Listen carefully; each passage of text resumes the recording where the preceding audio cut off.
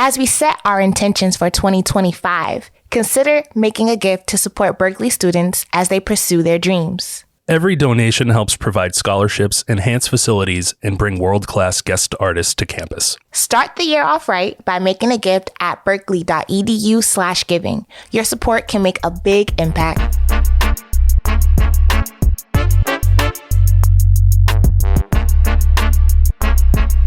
Hello, everybody, and welcome back to Berkeley Alumni's Pass the Mic, where we pass the mic to you. My name is Jaquel Illy. I am, I'm Patrick Pharma, and if it wasn't for you guys, I would have called out today. I thought you almost forgot your name for a second. I was like, I'm getting there. But going into this, I was like, I don't know how I'm going to do. My wife works at a hospital, so right after New Year's, I got the norovirus, and then we recovered from that, and then the following weekend, I got my daughter's 4th grade elementary school cold. So it's been a rough week. You are going through it. It's only the first month. Oh my gosh. Yes, 2025. We are here. Happy New Year to everyone out there listening. We hope that this year brings new blessings. What's your cutoff for wishing Happy New Year? I feel like you could say Happy New Year the entire January. All of January? And then once it's February, yeah, cut it off. So it's New Year, especially if it's the first time I seen you. Happy New Year. You know, I just feel like that brings good vibes. How about you? Larry David says that the cutoff is January 7th. What? Yeah. A week? Yeah. Only a week? Do you agree? I think that's fine. Am I pushing it for a whole month of Happy New Year? I'm sure there's a somewhere in between, you know. I don't know if you want Martin Luther King Day to be your line of demarcation, but somewhere in there. Yes, that is fair. That is fair. But new month, new year, new me. You know, that's what people say. I don't know. What do we got going on today? Yeah, so today we have a special episode featuring the one and only Robert Kraft. Now, not the Robert Kraft from the NFL. No. By the way, I'm he? mad at NFL Robert Kraft. Absolutely mad at NFL Robert Kraft. Is it because of the same reason as me? I think so, yeah. They should have given Gerard Mayo at least another year. At least another year. Like, they played Gerard Mayo so bad. Yeah. I mean, I don't know him personally, but I know that he is probably a great stand-up guy. Seems like a good guy. He didn't deserve that. Yeah. We interviewed Robert last year at the LA Brunch for season 2. This year definitely has a different tone to it because of the fires going on out there. You know, every day around campus, people are talking about what's going on out there, asking questions. You know, we're trying to figure out how best we can help support the alumni community. There will be opportunities for the LA community to come together and hold space. And more immediately, if you go to berkeley.edu/alumni and go to the benefits and resources page, there's a document there of resources for the Los Angeles alumni community. But, you know, just everybody here is thinking of the community out there and following it very closely. We understand that this is a time for us to come together. So we're thinking of you and our hearts go out to you. Okay, so as we mentioned, we have Robert Kraft for this episode. And who is Robert Kraft? Obviously, he is not the NFL man, but who is he? Well, I emailed Robert earlier this week to see how he was doing with the fires, and he's been fortunate. I guess there were a couple close calls, but he's been doing well. The way I like to describe Robert is that he produced the soundtrack to your childhood. He started out in New York, and he was a singer, songwriter, performer. He got connected with LA, and then he did some music for TV, including the theme song to Who's the Boss. And I'm just a big TV theme song lover. I could probably sing any TV theme song from the 80s. Not today, but in general. He went on to produce music for Disney. He produced the music for DuckTales and Chippendales Rescue Rangers. Then he started working with Jim Henson Pictures, and ultimately became the president of music for 20th Century Fox. Another one of those ones where I definitely fanboyed out. Yes. Every movie or TV show or anything on his resume is basically like has been consumed by me. I can go real deep, and I think I caught him a couple times being like, how do you know that? Yeah.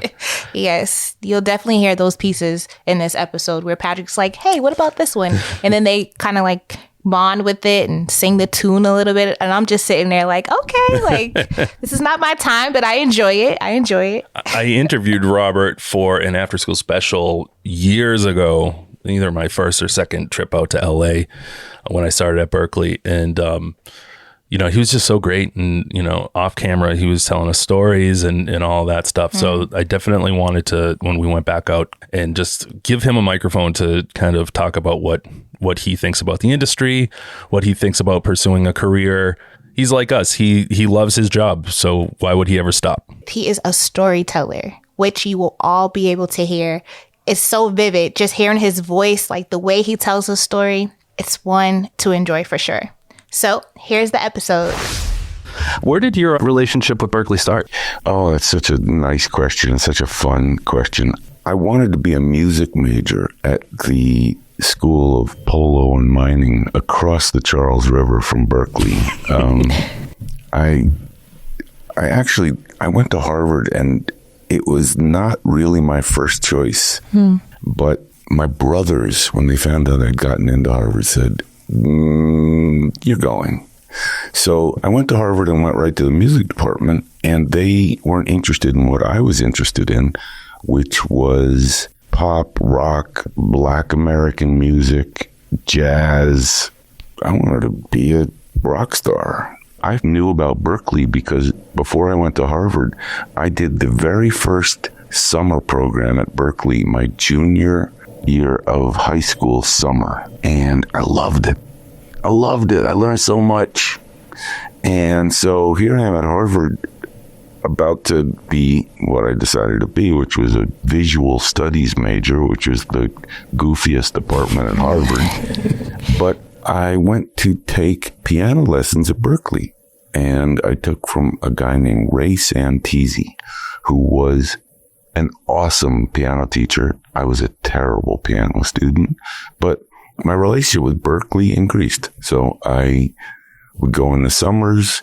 I tried to take a film scoring course there, and I was bad at everything academic. But Berkeley was a lovely kind of, in some ways, complement to my Harvard education.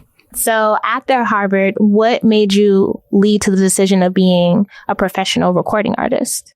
Oh, that wasn't in doubt from the day I saw the Beatles on Ed Sullivan, February 9th, 1964. I sat in my parents' bedroom in Princeton, New Jersey, saw the Beatles and Ed Sullivan, and my career was set. I was going to be either in the Beatles or start my own Beatles. I wanted to write songs and sing them like a Beatle. And I finished Harvard and went to New York City to get a record deal. Got an apartment, bought a piano for $600 in the Village, and had it put in my apartment. It was an upright, really funky upright, which I loved. And I sat down and started to write songs. For a minute, I collaborated with a friend from high school. We were a really weird pair. We were both day students at our high school. It was a boarding school. He was the black scholarship kid from Trenton. I was the white, out-of-place hippie from Princeton in a very straight boarding school, and we bonded, and we were like in a band, and we were the two music guys who ran the Glee Club. We meet in New York after he goes to college and I go to college, and we started sort of a band together in New York, and we write songs. I kind of write them and he sings them. We call the band the Ivory Coast for lots of reasons. He then quits the band right before we're about to have a big gig. And I go to a friend of mine who works at BMI and say, well, I guess that's the end of my music career. He goes, when's the gig? I said, it starts Wednesday at a club called Tramps in New York. And this was maybe the Friday before, and he says, "Did you write all the songs?" I said, "I wrote them, but Miles was the singer." He said, "You sing the songs, you take the gig." So I went and played, and somebody heard me in that audience who was a big record producer. Ooh. Karma, number one. Always keep making stuff and someone will hear it. You know, P.S., I ended up getting signed to a record deal, and it was now Robert Kraft and the Ivory Coast. And we made albums in New York City that didn't sell. I was on RSO Records, which was famous for having the Bee Gees and Eric Clapton, and it had the Saturday Night Fever soundtrack. But it was, the record company went out of business. Then I was signed to RCA Records. And people don't realize in show business that most of what you do fails. Mm-hmm. So these records failed terribly. But people hear little things that keep you going. So on that third record on RCA, a producer in Los Angeles heard a song about New York that I'd written and asked me to come to LA and teach the kids on his TV show Fame this song. And I flew out to LA, taught the kids that song. He asked me to write the next song. Suddenly I'm kind of writing TV songs in LA. And as they say in Hollywood, shit happened. So, as you talk about like songwriting, what inspired your early songs? Like what was that process like putting these songs together? Because you weren't singing them at first. And then it was suggested like, hey, maybe you should sing your own song. So I think you said an interesting word before we started. I am a storyteller. Mm-hmm. And those songs were stories. Mm-hmm. One of them actually became a movie. The story of the song was made into a huge movie with a huge movie star. By the way, that movie failed.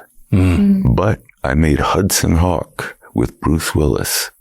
This is now 8 years after I'm in Hollywood doing songs for Fame, because I played my song Hudson Hawk for my friend Bruce, who was a bartender.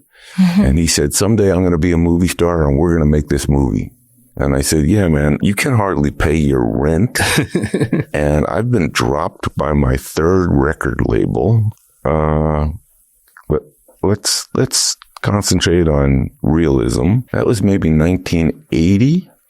I'd written the song Hudson Hawk in 1980 in New York about a criminal who they call the Hudson Hawk. I thought it was such a cool name for a crook. And in 1990, we were in Rome shooting Hudson Hawk for TriStar Pictures.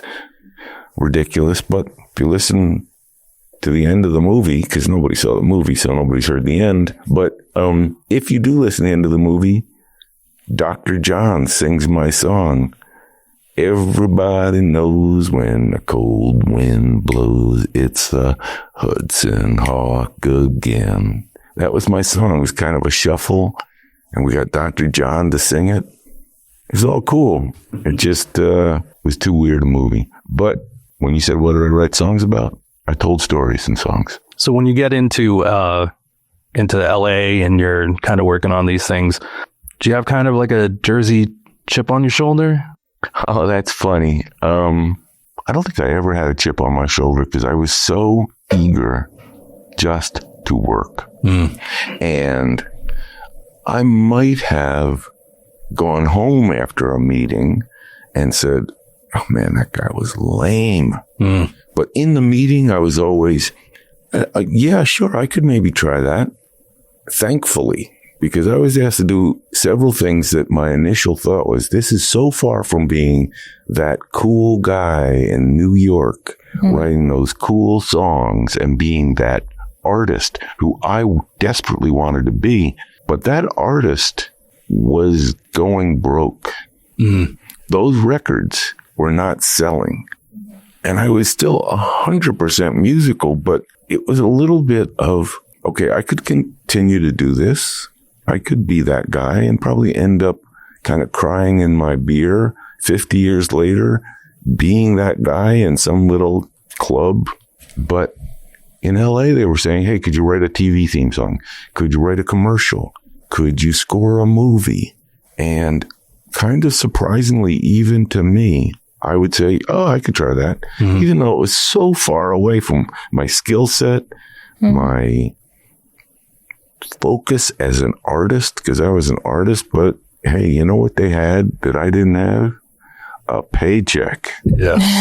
I remember when you said when you were writing the theme song for Who's the Boss, you were thinking like white suburban, and you just played all white keys. That's exactly right. I was living in the Oakwood Garden Apartments on Barham Boulevard, which RCA, I'd come out to LA to make my third album with, I wanted Donald Fagen to produce it in Steely Dan, and I knew him, and I absolutely love Steely Dan. I kind of wanted to be Steely Dan. I'd moved on from the Beatles. I just wanted to be Steely Dan Jr. And I actually asked Fagen to produce the record. And he said, oh, man, I'm not going to do that. But you know who should produce your record? Larry Carlton, the great guitar player. I went into the studio to meet Larry Carlton, where he was making a record called The Nightfly with Donald Fagen. And I went on a day that he was playing the song Ruby Baby and taking solos. And I sat there behind Fagen and watched Larry Carlton take solo after solo. And in some ways I thought, yeah, this is cool. And in retrospect, it's like, that was gold. Mm-hmm. What an experience to be there in that room. Carlton and I, hey man, yeah, come out to LA and we'll make a record. So I made the record with Carlton while I was in LA, staying at the Oakwood Garden Apartments, making this record with Larry. Somebody who knew somebody called me and said, would you be interested in making a demo of writing a theme song for this TV sitcom? Mm-hmm. I don't know from TV sitcoms. I am too cool for TV, that's for sure. I am too cool for sitcoms. I don't know about, of course, what do I say? Yes. And I have a little keyboard in my Oakwood Garden Apartments that I brought at the Guitar Center, and I go, I think that is lame, square, not funky, not cool. And I call Larry because I say, we're not going to record today. I need to lay down a demo in your studio and I need your help to put it together. So we go up to the Carltons and he helps me make a really good demo of my and I send it in and I don't hear anything for like 4 months. And it's sort of, the show isn't really going to go and they're not sure. Thanks for playing. Here's $2,500. And I get a call in April. This was in the fall of whatever year that was, 83, I think. In April, they say, Who's the Boss is going to be a replacement series this spring on ABC. And it runs for 8 years. Wow. And I'm going do all the way to the bank. Right. And still do. I bet, yeah. Who's the Boss is on, like, you get a royalty statement and it's on in Bulgaria. It's good to do those things. Were you pushing for a Who's the Boss reboot? Oh, yeah, definitely. And it's funny because one of the things that also, not long after that, I do Little Mermaid and produce that soundtrack, which is another incredible, ridiculous accident. But the reboots, which there have been all since I did it in 87. There's been a live action. There's been a Broadway. There's been a different, like a live TV night thing. Whenever they do the reboot version, somebody goes out and buys or streams the original soundtrack that I produced and it shows up. Yeah. So I'm glad I said yes to that one too. Yeah. From hearing you talk, it's like clear that you have like this type of like attitude of always taking risks or being open to new things. Can you explain how that is important in the music industry to, not just be stuck on one thing? Cause like you're saying, like, oh, this is corny. This is not cool. Like I'm used to my New York vibe and here you had to adjust for the LA kind of atmosphere. Can you just explain like that importance of just being ready? It's nice the way you phrase that. I want to amend what you said to say it's important for me, but not important for everybody. And I really respect that. I know artists who are pure, directional, focused, creative artists And that's who they are. That's what they do. They don't care if they get paid. They don't care if they're successful. That's who they are and what they do. And I say, go. That's great. I wanted other things as much as I wanted to be that artist. And I'm terribly impatient. So I just wanted to be in it. Come on, I want to play. I want to be out on the playing field.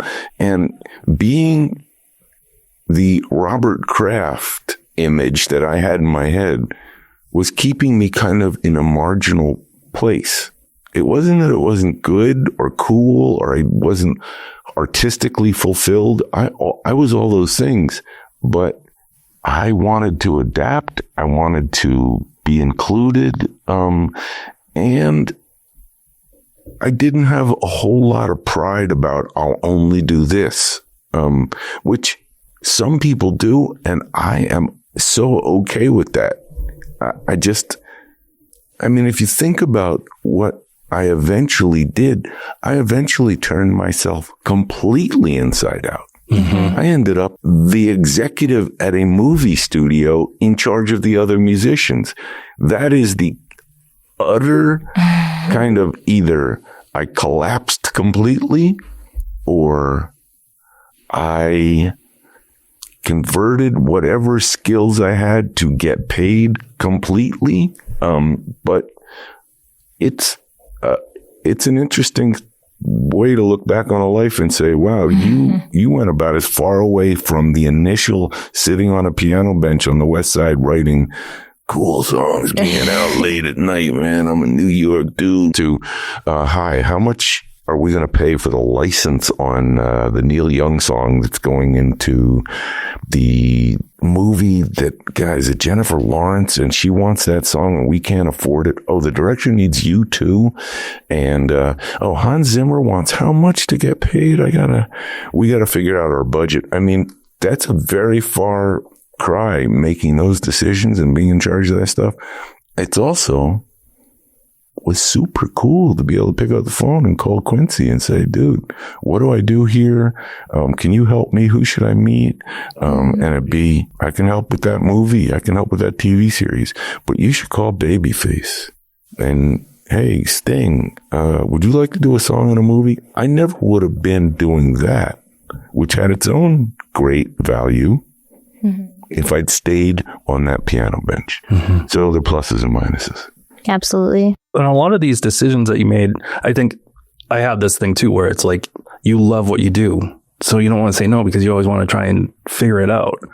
But a lot of these things you talk about, like you would call them career killers. Like, oh, I'm working in kids movies now. Did you ever get to a point where you felt like you were on terra firma? Yes. Yeah? Once. Really? Fox. Yeah. And I'll tell you why. Ironically, after just saying what a weird gig to be an executive at a movie studio after being, all the way across the country, it was about as far away from being on 29 West 87th Street in New York in a one-bedroom playing piano and hoping someone would hear me to being on the Fox studio lot every day in the executive office of the music building. That's exactly the opposite. Mm-hmm. But it was terra firma because at that point in my life, it was the culmination of everything I'd done. So even though I didn't have any idea how to read a music for film contract, how to run a department of 54 people, how to budget for songs that were licensing in a movie, I'd never done any of that. And I was the wrong guy in many ways for that gig when they hired me. They didn't know that, but I did. But the more I did it, the more I realized, oh, wait a minute. I've scored movies. So when I'm sitting there behind the composer and I hear something that the director says, I don't know if that works. And he'll pull me aside and say, it's too sad. I could go to the biggest composers on the planet and say, the A minor in measure 32, because by now I know that stuff. Yeah. Right over the girl kissing makes him sad, and he's embarrassed to tell you, the director, because he thinks the weirdest conversation in the world with these composers. But I could look at the score. I could go out to the band and say, let's take 10. I knew how to do it because I'd done it. I'd had directors telling me stuff. I knew how to get songs written for movies. I knew how to talk to artists. I knew how to take phone calls in the middle of the night from artists who said, I think I'm the wrong person. Because I'd been that artist. And I'd say to Tom Petty, man, come on. You're Tom Petty. You can write this song, dude. Yeah, but I'm on tour and I don't know. I'm not really a movie guy. You should get somebody else. Everybody had that kind of insecurity, but mostly I had. So I could sit in that office and deal. And so those 20 years were terra firma. Before and after have always been up and down. And even that gig, by the end of it, I thought, really? Big Mama's House 11? That's my day job. I really dig doing Napoleon Dynamite and Waiting to Exhale and Avatar. And these movies were so interesting. Moulin Rouge. But there were also movies that are called programmers. Studios making 24 movies a year. You're doing 2 movies a month. Not all of them are 500 Days of Summer or Light It Up. Forrest Whitaker directing, Usher in his first role. Cool stuff. So basically, you're describing like the play out of Goodfellas, basically. That's funny. You might think of like, okay, well, you are in the middle of, the studio and the talent and stuff, but it's just, you're taken from all sides. Absolutely. And sometimes one of the things that was most frustrating for me and still is finding out you can't control it. I was in charge. I wanted people to do what I thought should happen. You cannot. It is one of the most humbling things, and it's a fabulous rule for when any one of us bums out that something didn't work out, which is always. All right. You don't have a lot of control. People decide in the middle of an afternoon, I'm not going to do that. We have an agreement. Yeah, you know what? Here's what you can do with your agreement. That's why so little is successful, because the alchemy of getting everyone lined up in the same direction, and oh, by the way, it's good what you made, that's really rare. Okay, so I'm going to switch gears a little bit. I wanted to know more about like your transition from going from being a producer to starting to work in the Disney films. How was that? My first job at Disney was writing the songs for a movie called Adventures in Babysitting, where they needed a blues song for Elizabeth Shue to sing in a bar. Albert Iceman Collins in the script says to the babysitter, nobody gets out of here without singing the blues. And a babysitter. And it's so hard babysitting these guys. How do you know that? I've watched a lot of movies, Robert. How do you know that? The scary thing is, I might have written that. Oh, that's funny. Lyric. Life. Because I said, well, that's, what Albert Iceman Collins, first of all, talk about what the difference between being that guy on the piano bench in New York and ending up writing Hollywood songs. I never would have been flown to Chicago to go into a bar with Albert Iceman Collins, a legendary blues guitarist, and spend 2 days in the studio with him, teaching him and his band 2 songs, and then going to the movie set and being the kind of music guy in charge. I was a songwriter and I also was the producer of the songs. And what was really silly is, for all you songwriters out there, I had a really dumb idea that I played for the director and producer of the movie. Director was a guy named Chris Columbus, whose next movie I also did, and then called Heartbreak Hotel. And then his third movie after that, I said, I don't know, man. These movies are not really for me. It was Home Alone. One of the things that you miss in life. But I said to them, so she's going to sing a song she's never sung in a blues bar. It's Albert Collins. It'd be something like, boo-da-da-da-da. It's like the oldest blues trope in the world. But it wouldn't be that, because that's so obvious. And they said, we love that. Yeah. So I kind of took the basic blues riff of life, that's 1,000 songs and twisted it a little bit so it's not total copyright infringement. But to answer your question, at Disney, I was writing songs. Then I was producing. At the end of Adventures in Babysitting, I think, was Expressway to Your Heart. I produced in New York. It might be that movie or another Disney movie. They started to bring me in to produce. And then I got the call from Bruce Willis, who I knew was a bartender, that he was on this television show called Moonlighting. He got offered a record deal. It is all old history. And he calls me and says, could you call the guy back who's president of the record label? I don't even know what to say. You've like done record deals. I'd made records. Yeah. He said, well, will you produce it, Robert? I said, okay. I'd never produced a record. I'd been the artist on all my records. There was always a producer. Yes, I will. I produced the Bruce record. Record was kind of shaky, but Bruce was really famous. So we sold a lot of records. And that's when Disney called me and said they have a big new project, which is taking a Hans Christian Andersen story called The Little Mermaid. Mm-hmm. And the two guys who had written the songs had never really produced records. They'd been Broadway guys, Howard Ashman and Alan Menken. And they were coming to Burbank, where Disney is, to play their songs, and they needed them recorded, and they needed characters to sing them. And Robert, we know you from listen, it turns out it was really great to have done like Chip and Dale, Rescue Rangers. You know, I did some little songs for Disney, and they knew me. Can I ask yes. Were you part of the DuckTales theme song? DuckTales, yes. I think I produced it. Okay, can I ask you a question? Because this has always been something. It's, to me, it sounds like Hall & Oates. Dun, dun, dun, dun, dun. What so I funny. Want, you got that. First of all, I don't think, and this is how lame I am, I don't think I wrote it. I think Michael Silvershire wrote it and I produced it, but that doesn't surprise me. And that's a really cool thing that you just caught. And that song I put in 500 Days of Summer. When I walk, ding, ding, ding, ding, ding, ding, ding, and Joseph Gordon-Levitt walks down the street. And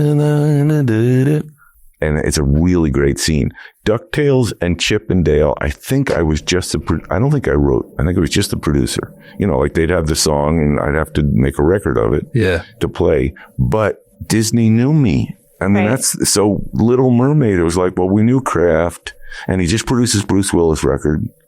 And could you come meet Ashman and Menken? And I remember, Career Killer was like, man, I'm going to end up being the Disney Kids guy. I'm not going to be in Led Zeppelin at this rate. Yeah. But why did you look at it as a career killer, though? Like, why not be excited for the new opportunities that could be open from this position? I think secretly I was exactly what you just said. I think I was a career killer because I thought, well, this isn't cool, but this is really Hollywood. I'm really going far from, but secretly, they're giving me a budget to go into a recording studio with Sebastian the Crab and record Under the Sea. And it's musical. And I love music. I love musicals.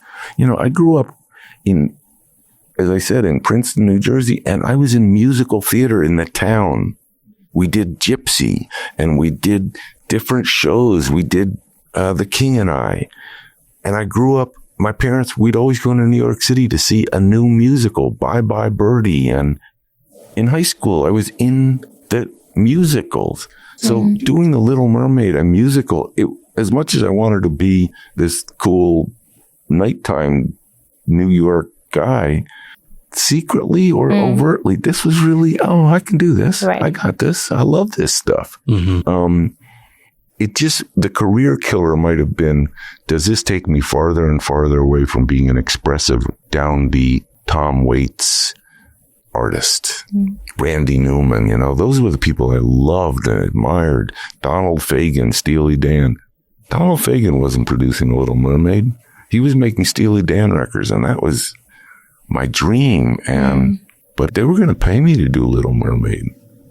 Yeah. They were even going to give me a piece of the record. Wow. That was what producers got. You produce, you'd get a fee to produce, and they'd give you I didn't care about any of that, but it was like, oh, we're giving you some points on the record too. Okay, I guess. I don't know. It's like fantasy play money. P.S. I moved as a result of The Little Mermaid. Oh yeah, we moved. Yes. Did you see the newest Little Mermaid? I saw a piece of it. I am kind of allergic to seeing other examples of something I worked on. It's just weird. Yeah. Ooh. I see remakes are coming out of something I did, and it's like, I don't want to see it.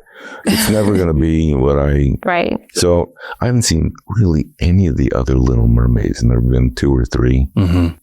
I haven't seen a lot of different versions of, I don't know, other movies I did or something where they remake them. It's not that interesting to me. I've heard some people describe it as like seeing an ex. Yeah. It's like, It's so don't funny. quite want to go there. That's so funny. It's a song on my 3rd album, Out With My Ex. We don't talk about anything too complex. We split the checks. Hey. We don't talk about things that lead to starting a family. What keeps your passion going now? What are you working on these days? I talk about the distance continuing between being that piano player. I came out of Fox with a very unpredictable new interest. So I did the music for films, which meant I had to be the music guy on 306 movies. Wow. I counted every one, and Life of Pi was number 306. Wow. I won the Academy Award for Best Score after I was told this music is terrible.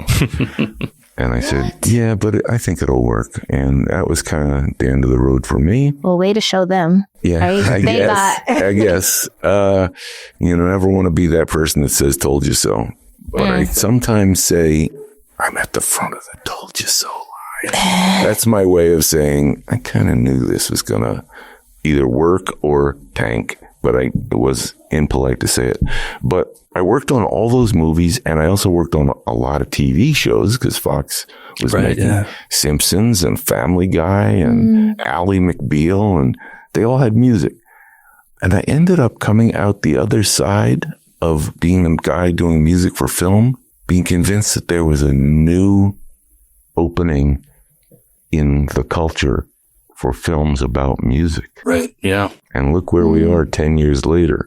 Every biopic. So I'm excited about a lot of projects I'm working on that are about musicians and musical moments because I'm very interested in, once again, doing something I don't really know how to do, which is produce the movie, not the music. We got the music. How do you make the whole movie? So I'm down that path pretty far, really far, of figuring out how not to play checkers, but to play chess in a whole different arena of much more complicated situations than just making a record. I also feel like knowing how to produce a movie, that title is played around a lot, you know? Yes, correct. And so it's like, what does a real producer do versus what someone whose name is attached to it? Absolutely right. It's a very small part of being a record producer has that, because I've seen some very famous record producers sitting out on the couch in the studio while the engineer made the choice. I mean, I was a producer who liked to put on headphones, stand in the middle of the band while they were doing the rhythm track, or stand over the guy or play the part. I was really involved in the music. There are other record producers who are vibe producers. And the engineer's kind of in there doing it, and the record producer's on the phone. You can do that, but not as much. Record producers really are hands-on. Movie producers can be everything.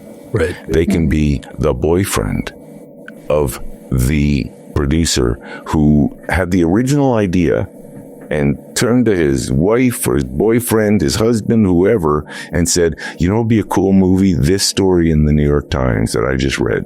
They make that movie, he gets a producer credit. Right. You can also be someone like Frank Marshall, who is on every single item on the budget. Why do we need so much for transportation?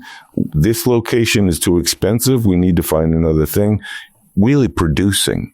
Yeah. I'm kind of obviously want to be understanding of how do you make the whole movie? I don't know if I'll get there. I really don't. It's very hard. Each one I made this movie Score, which is about film composers, but it really was, there was a director and some other people that really were filmmaking. And I brought to it, hey, I can call Alexander Desplat and I can call Danny Elfman and I can go to the studio with these people and that was a role as a producer of being the knowledgeable one about the arena of film music. So there was a part for a producer, but the director really understood filmmaking. And so I learned from him about mixing and lighting, and that was a good start. The other thing, I did think it is a trend throughout all the industries now, because one of the things that we have to do when Grammy nominations come and Grammy wins come is we have to go through that whole list to identify alumni. And the thing that has changed a lot is so many more names attached to these nominations, because if they pick a mix from a previous song, all the people that produced that are attached to the nomination for the new song. And so we have like a whole war room when the nominations come out now, because we need to go through so many different names. Yeah, we're trying to make sure everyone gets their acknowledgement and their credit. I understand what you just said at such a profound level, and I really appreciate learning that Berklee has to do this too. I consult with a couple music companies who have songs out there. I mean, Primary Wave has "And Devil, and a Rebel," Doja Cat. Yeah, slanging instead. I'm going to famous instead. Hey. But in that song, boom, boop, boop, boop, boop, boop, walk on by, do, do, do, do, do, do. That's a copyright of Burt Bacharach's and Dionne Warwick. So there are a lot, and I know, and very super grateful to work with the people that work on the Burt Bacharach catalog and control it. And so those songs come out and get nominations, and is Burt Bacharach a nominee again? And Hal David, is Dionne Warwick a nominee again? Exactly the same issue. And That's a really good point. We can end with this. I'm lucky enough to also be part of the music branch of the Academy Awards. Right, yeah. We go through an unbelievable process of trying to figure out who wrote songs. Because you get a lot of songs. I'll tell you what's really great. You get a Billie Eilish song, it's by Billie and Phineas. Right. Full stop. You get a Diane Warren song, it's by Diane Warren. You get a song from a number of movies, and there are 8 writers because they used 2 samples. And it's a great song and a big song in a movie, but the Academy Award will only go to 3 writers tops. You can't have 8 people come on stage. So you have to start saying who really wrote. Wow. Then you get a lot of fights from the other writers that say, I was in the room, man, the whole time. Been at hours. I was the 4th one. You can't. And once again, it's, maybe do we have to bend a rule and say they're 4 this time? But what about numbers 5, 6, 7, and 8? Right. The sample. What are the, so it's changing. It's one of the first things we talked about before the podcast started, which is the way music is changing. Music is always changing. We are back, and that was our episode with Robert Kraft. What'd you think about it, boss? I just like how open he is about telling stories. And, I think he's at a point in his life where he can be like, I was the president of music at Fox. I don't have to worry about what stories I tell, and I think it's a lot of great insight, just the politics of it all, and just coming from not that world and then navigating it. And I think that other thing about desire, about what do you want to be, he was like, did I want to be that guy on the bench, or did I want more? And he wanted more, but then that doesn't make him more successful than the person that wants to stay on the bench. Everybody has their own journey. Everybody knows what they want to do and what they don't want to do. And he was able to see everything in front of him and be like, oh no, I want to be a part of this. I want to live and breathe this.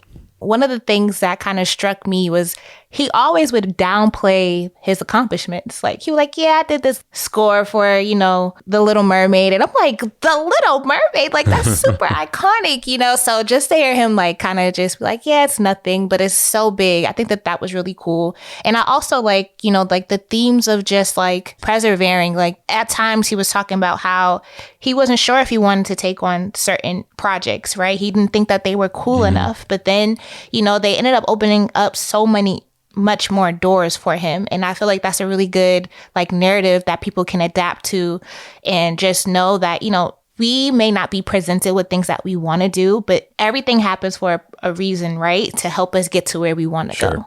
And so I thought that was really dope to hear and understand. Yeah. And I think the thing is, we have this conversation a lot. Sometimes we'll look at something and it'll be like, is this boring? But it's not a matter of being boring or not. It's what's the right audience, you know? And so, yes, definitely was he hanging out with the crew that was like down with Disney Afternoon and thought that was really like a cool thing? No, but it paid, right? And it helped get him other opportunities. And so, and I think that when you go to art school, I think that one of the biggest things that people say is like, you know, fake it till you make it. And he definitely did that. But you could tell that he prepared himself for it, you know. He's a smart guy, figured it out, put himself in situations where he could get to the next step. But he still said he didn't feel like he was really on firm ground until he got that big Fox job, you know? So it's like, right. You never know when you're gonna arrive and what's gonna get you there. Right. Just keep going. If you're looking for a sign, I always say that. If you're looking for a sign, just keep going. Just keep going.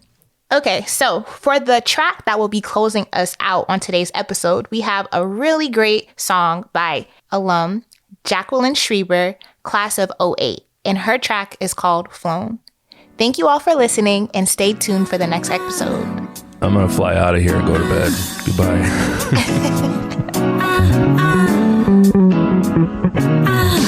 Stumbling through the darkness, don't know what I'll find.